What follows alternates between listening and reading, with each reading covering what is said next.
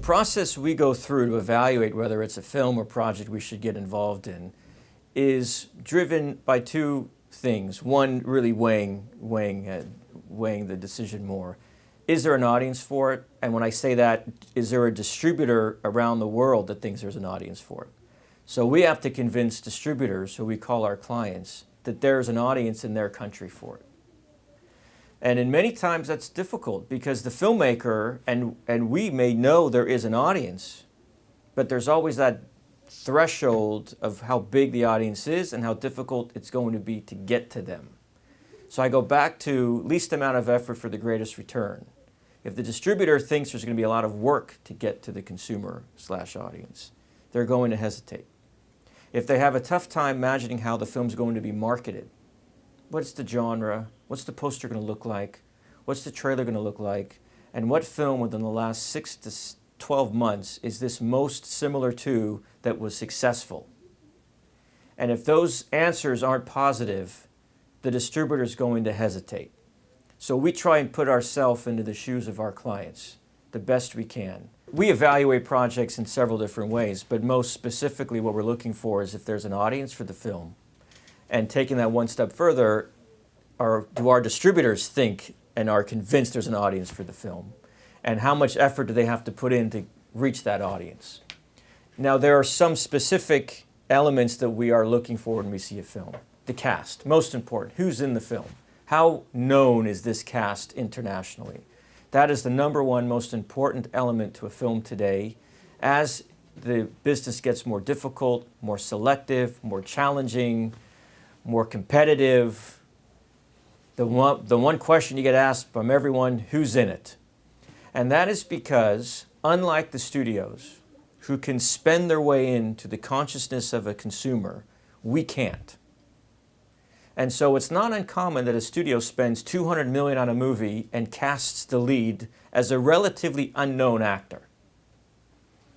The Force Awakens, who knew John Boyega yet, right? Not really. The world really didn't know him or the actress that plays Rey, right? But the brand and that director and that movie and how much money they spent on P&A doesn't matter. They were making stars. They're in the business of making stars.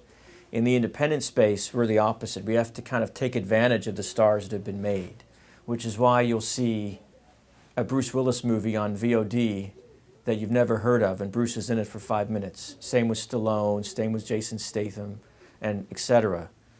A lot of actors that were A-list movie stars in the 90s are showing up in independent films today because you don't have to spend money on a huge amount of marketing to the consumer to educate them on what this is. It's a Bruce Willis action film. Look at that poster. It's at least worth you clicking on, right?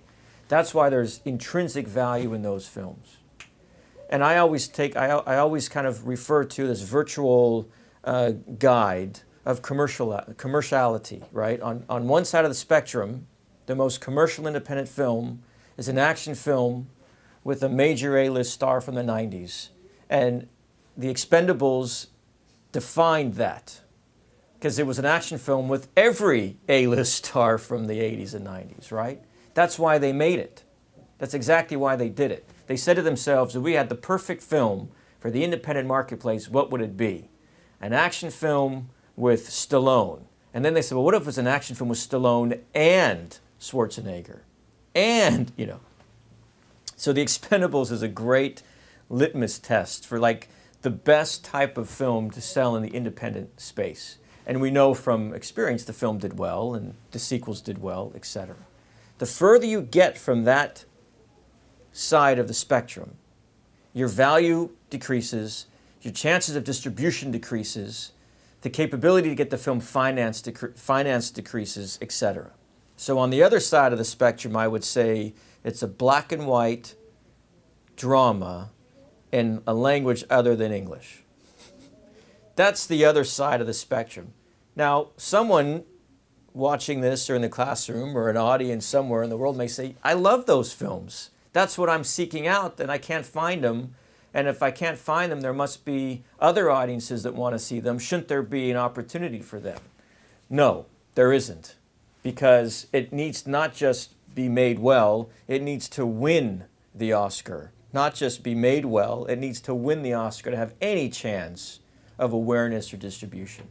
So that's really two sides of the spectrum, right? Modern day action film with A-list stars, English language, fun, very accessible. It can play on every TV channel, every airline, every movie theater, every language, every audience. It transcends all of that.